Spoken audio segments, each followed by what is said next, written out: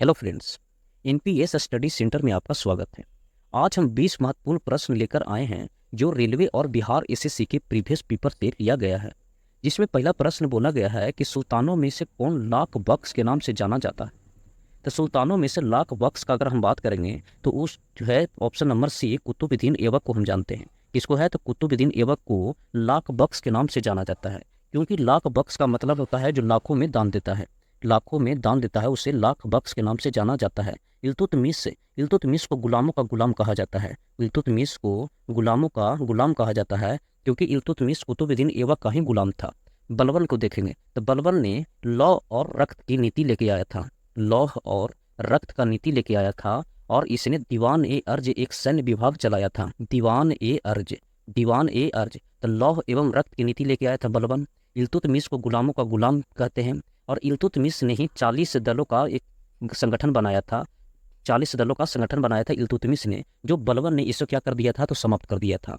Next question देखेंगे। अगला अगला बोला गया है कि भारत के प्रसिद्ध चर्चों में से कौन सा अपने स्थान के साथ सुमेलित नहीं है।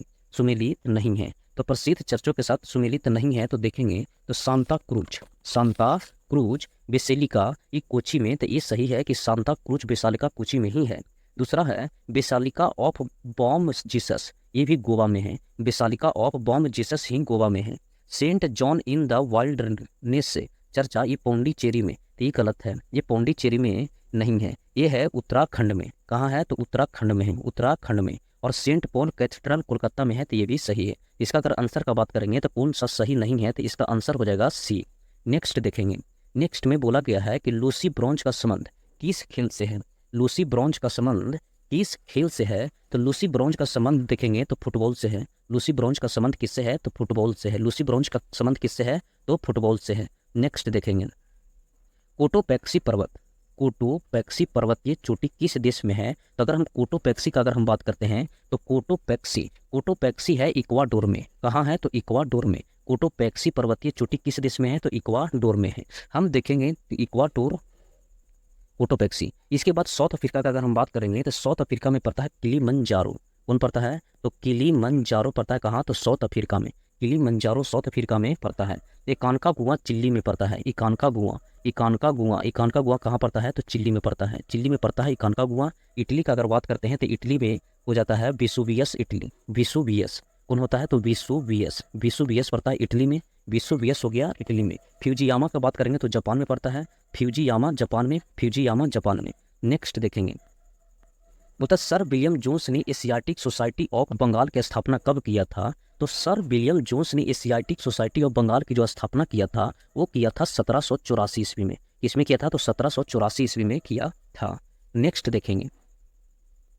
अगला क्वेश्चन बोला गया है कि अली बंधु को तो अली बंधु शौकत और मोहम्मद अली द्वारा भारत में किस आंदोलन का नेतृत्व हुआ था। तो अली बंधु शौकत और मोहम्मद अली द्वारा भारत में किस आंदोलन का नेतृत्व हुआ था तो ये हुआ था खिलाफत आंदोलन। कौन सा आंदोलन तो खिलाफत आंदोलन हुआ था। खिलाफत आंदोलन हुआ था 1919 ईस्वी में। कब हुआ था तो 1919 से लगभग 24 तक चला था। 1919 से 24 तक चला था। जिसमें हम बात करते हैं खिलाफत आंदोलन का अगर हम बात करते हैं तो खिलाफत आंदोलन ये तुर्कों से लेके हुआ था। और इसमें क्या हुआ था कि अगर जो प्रथम विश्व युद्ध चल रहा था तो प्रथम विश्व युद्ध के बाद अंग्रेजों ने वादा किया था कि तुर्कों का विभाजन नहीं करेंगे, लेकिन जब युद्ध खत्म हुआ तो अंग्रेज ने तुर्कों का विभाजन कर दिया, जिसके कारण ये खिलाफत आंदोलन शुरू हुआ था। नेक्स्ट देखेंगे। एशियाई शेरों की आबादी बड़े पैमाने पर संरक्षित उद्यान क्षेत्र में निवास करते हैं। तो अगर एशियाई शेरों का अगर हम बात करते हैं, एशियाई शेरों का अगर हम बात करेंगे तो एशियाई शेरों के बात करेंगे तो एशियाई शेर सबसे ज़्यादा पाया जाता है गिर राष्ट्रीय उद्यान में। किसमें पाया जाता है तो गिर राष्ट्रीय उद्यान में पाया जाता है और ये पड़ता है गुजरात में। कहाँ पड़ता है तो गुजरात में पड़ता है। तो गिर राष्ट्रीय उद्यान कहाँ पड़ता है तो गुजरात में पड़ता है। नेक्स्ट है स्वतंत्र भारत की पहले भारतीय गवर्नर जनरल कौन था। तो स्वतंत्र भारत के पहले गवर्नर जनरल का अगर हम बात करेंगे तो भारतीय गवर्नर बोला है। अगर भारतीय बोला है तो ये होंगे सी राजगोपालाचारी। कौन होंगे तो सी राजगोपालाचारी। लेकिन अगर भारतीय गवर्नर ना बोल के स्वतंत्र भारत के गवर्नर जनरल बोलता तो उस समय लॉर्ड माउंटबेटन हो जाता। Lord Mountbatten. अगर यहाँ से हम सी राजगोपालाचारी से ही अगर बात करते हैं तो भारत रत्न मिला था। तो भारत रत्न अगर हम भारत रत्न का अगर हम बात करते हैं तो जो भारत रत्न मिला था वो भारत रत्न मिला था 1954 में। कब मिला था? तो 1954 में 3 आदमी को मिला था। 3 आदमी में एक पहला थे सी राजगोपालाचारी, दूसरे में सर्वपल्ली राधाकृष्णन और तीसरा थे सीवी रमन। पहला सर्वपल्ली राधाकृष्णन का हम बात करते थे, सर्वपल्ली राधाकृष्णन, दूसरा हो गया सी राजगोपालाचारी और तीसरा में अगर हो गए तो सीवी रमन। हम कह सकते हैं कि तीनों को एक बार भारत रत्न 1954 में मिला था। आगे देखेंगे, बोलता है किम्बरले क्या है? तो किम्बरले हीरा खनन केंद्र किस देश में स्थित है? किम्बरले हीरा खनन किस देश में स्थित है? तो किम्बरले हीरा खनन केंद्र का अगर बात करेंगे तो ये स्थित है साउथ अफ्रीका में। कहाँ स्थित है? तो साउथ अफ्रीका में स्थित है। कहाँ है? तो साउथ अफ्रीका में स्थित है। तो इसका आंसर जो हो जाएगा वो हो जाएगा साउथ अफ्रीका। कहाँ होगा? तो साउथ अफ्रीका। नेक्स्ट देखेंगे कि नेक्स्ट में बोला गया है कि बंगाल में सामाजिक धार्मिक सुधार के प्रेरणा राजा राम मोहन राय द्वारा इनमें से किसकी स्थापना की गई थी? तो बंगाल में सामाजिक धार्मिक सुधारों की प्रेरणा राजा राम मोहन राय द्वारा इनमें से किसकी स्थापना की गई थी? अगर हम बात करते हैं कि सामाजिक सुधार के बारे में, तो सामाजिक धार्मिक सुधारों की अगर हम बात करेंगे तो राजा राम मोहन राय ने जो लाया था वो आत्मीय सभा की स्थापना किया था। किसका किया था? तो आत्मीय सभा की स्थापना किया था। राजा राम मोहन राय के बारे में जानिएगा तो राजा राम मोहन राय ब्राह्मण समाज की स्थापना 1828 में किए थे। कब किए थे? तो 1828 में किए थे। और राजा राम मोहन राय के सहयोग से ही सती प्रथा का अंत, मतलब एक तरह से सती प्रथा के अंत करने में सहयोगी किए थे कौन? राजा राम मोहन राय। 1828 में ब्राह्मण समाज की स्थापना किए थे। प्रार्थना समाज का अगर बात करोगे तो प्रार्थना समाज का होता है आत्मराम पांडुरंगा। आत्मराम पांडुरंगा। और आर्य समाज कौन थे? तो दयानंद सरस्वती। आर्य समाज से जुड़े हुए थे दयानंद सरस्वती। अगला देखेंगे, अगर अगला देखते हैं कि तसोकर वेटलैंड आर्द्र भूमि भारत के किस क्षेत्र में पड़ता है? तो तसोकर का अगर बात करिएगा तो तसोकर वेटलैंड जो पड़ता है ये पड़ता है लद्दाख में। कहाँ पड़ता है? तो लद्दाख में। तो इसका आंसर जो होगा ये 11 के बी होगा। कहाँ पड़ता है? तो लद्दाख में। आर्द्र भूमि का अगर बात करिएगा तो आर्द्र भूमि जो पहली बार जो हुआ था हुआ तो 1971 में। 1971 में एक सम्मेलन हुआ था। कहाँ? तो ये हुआ था ईरान में। आर्द्र भूमि कहाँ हुआ था? ईरान। वेटलैंड के बारे में। नेक्स्ट देखते हैं, अगला बोला है कि आयरिश सागर स्थित है। अगर आयरिश सागर का अगर बात करिएगा तो आयरिश सागर ब्रिटेन के पश्चिम में पड़ता है। ब्रिटेन के पश्चिम में पड़ता है आयरिश सागर। तो इसका आंसर होगा डी, ब्रिटेन के पश्चिम में पड़ता है आयरिश सागर। आयरिश सागर कहाँ पड़ता है? तो ब्रिटेन के पश्चिम में पड़ता है आयरिश सागर। नेक्स्ट बोला है कि पूर्वी भारत की पहाड़ी पट्टी मेघालय मूल रूप से किसका हिस्सा है? तो अगर पूर्वी क्षेत्र का अगर बात करिएगा तो पूर्वी क्षेत्र में अगर मेघालय है तो मेघालय के जस्ट ऊपर पड़ता है असम। तो ये किसका क्षेत्र है? तो असम का क्षेत्र है। पूर्वी भारत की पहाड़ी पट्टी मेघालय किसका क्षेत्र है? तो असम का क्षेत्र है। किसका क्षेत्र है? तो असम का क्षेत्र है। राणा प्रताप सागर बांध नदी बनाया गया है चंबल नदी पर। किस पर बनाया गया है? तो चंबल नदी पर बनाया गया है। राणा प्रताप सागर बांध किस पर है? तो चंबल नदी पर है। राणा प्रताप चंबल नदी पर है। भूतापीय ऊर्जा पर आधारित मणिकरण बिजली संयंत्र स्थित कहाँ है? तो भूतापीय ऊर्जा पर आधारित का अगर हम बात करेंगे तो ये पड़ता है हिमाचल प्रदेश में। कहाँ पड़ता है? तो हिमाचल प्रदेश में। भूतापीय ऊर्जा पर आधारित मणिकरण बिजली भूतापीय पर ऊर्जा पर आधारित मणिकरण कहाँ पड़ता है? तो वो पड़ता है कहाँ? तो हिमाचल प्रदेश में। 16 नंबर का देखेंगे तो 16 नंबर में बोला गया है कि 16 में भारतीय संविधान के किस संशोधन द्वारा मंत्रिपरिषद में मंत्रियों की संख्या को सीमित कर दिया गया है?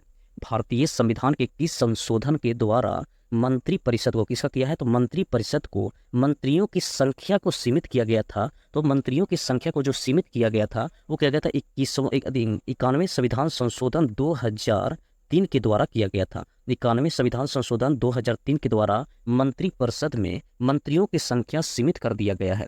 मंत्रिपरिषद में मंत्रियों की संख्या को क्या कर दिया गया है? तो सीमित कर दिया गया है। नेक्स्ट देखेंगे कि मुद्रा राक्षस का रचनाकार कौन था? जो एनटीपीसी में ही पूछा गया था 2021 में कि मुद्रा राक्षस का रचनाकार कौन है? तो मुद्रा राक्षस का रचनाकार हो गया तो ये हो गया विशाखा दत्त। कौन हो गया? विशाखा दत्त। तो मुद्रा राक्षस का रचयिता कौन था? तो विशाखा दत्त।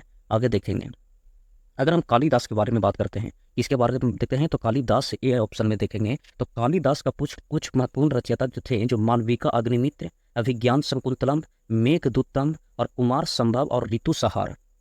अब मालविका अग्निमित्र, अभिज्ञान शकुंतलम, मेघदूतम, कुमार संभव और ऋतु सहार जो कौन लिखे थे? कालिदास द्वारा रचयिता थे। लेकिन मुद्रा राक्षस का अगर बात करेगा तो ये थे विशाखा दत्त। नेक्स्ट क्वेश्चन, कुसुम शीशम और खैर अर्जुन, कुसुम शीशम खैर अर्जुन और शहतूत किस प्रकार की वनस्पति का प्रमुख है? तो कुसुम शीशम खैर अर्जुन और शहतूत का अगर हम बात करेंगे तो ये उष्णकटिबंधीय पर्णपाती वन का है। उष्णकटिबंधीय पर्णपाती वन का है। उष्णकटिबंधीय पर्णपाती वन का है। कुसुम शीशम खैर अर्जुन और शहतूत किस प्रकार की वनस्पति का प्रमुख वृक्ष है? तो उष्णकटिबंधीय पर्णपाती वन। उष्णकटिबंधीय पर्णपाती वन। फिर नेक्स्ट देखेंगे, नेक्स्ट में बोला गया है कि साउथ अफ्रीका में प्रवास के दौरान महात्मा गांधी ने कौन सी पत्रिका प्रकाशित किए थे? साउथ अफ्रीका में प्रवास के दौरान महात्मा गांधी ने कौन सी पत्रिका प्रकाशित किए थे? तो ये किए थे इंडियन ओपिनियन का। कौन सा पुस्तक लिखे थे? तो इंडियन ओपिनियन। कौन सा पुस्तक था? तो इंडियन ओपिनियन का किया था। साउथ अफ्रीका में प्रवास के दौरान महात्मा गांधी ने कौन सी पत्रिका प्रकाशित किए थे? तो इंडियन ओपिनियन किए थे। इंडियन ओपिनियन किए थे। अगर महात्मा गांधी का अगर हम बात करते हैं तो महात्मा गांधी का जो जन्म हुआ था 2 अक्टूबर 1869 में। 2 अक्टूबर 1869। नेक्स्ट देखते हैं, संसद की गणपूर्ति निश्चित है। अगर हम गणपूर्ति का मतलब ये होता है कि अगर संसद में कितना लोग होगा कि कार्य आगे बढ़ाया जाएगा। अगर गणपूर्ति का होता है कि संसद की गणपूर्ति निश्चित है तो अगर सदन की सदस्यता का 10वां भाग अगर रहेगा, सदन की सदस्यता का अगर 10वां भाग, पूरे सदन की सदस्यता का 10वां भाग रहेगा तब इसका कार्य आगे बढ़ेगा। तो वही बोला है कि संसद की गणपूर्ति निश्चित होता है तो सदन की सदस्यता का 10वां भाग, सदन की सदस्यता का 1/10 भाग होना चाहिए। 1/10 भाग होना चाहिए। 20 प्रश्न पूरा हुआ। यहाँ तक 20 प्रश्न को हम पूरी अच्छी तरीक़ा से देखे हैं। इसी तरीक़ा से हम प्रीवियस पेपर बिहार एसएससी और एनटीपीसी का लाते